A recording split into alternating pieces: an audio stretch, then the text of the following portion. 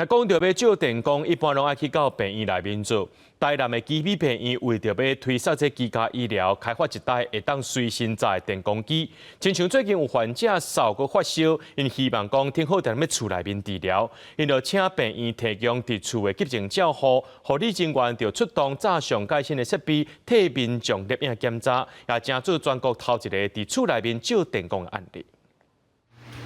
75岁阿嬷当咧吊大堂，主要因为伊最近定家扫兼发烧，就算食抗生素效果嘛有限。医生建议爱做电工检查，即阵患者毋免阁走一转，基比病院参业者合作，甲自行器改造，顶头倒一台缩小版的电工机，伫患者厝内就通做检查，这嘛正做全台湾头一个。在家里就可以就近照顾啊，觉得医院这个很好啊，对我们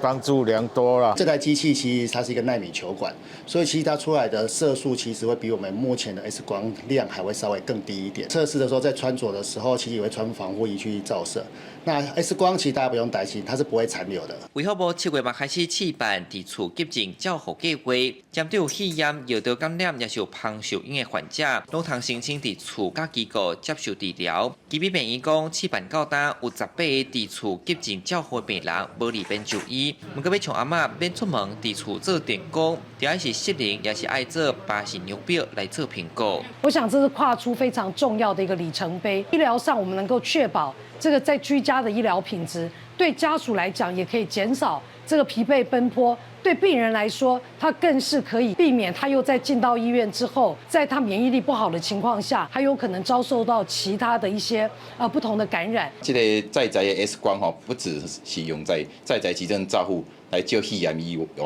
以后有未来不方便的病人有结核病的要追踪的安那拢会当用一台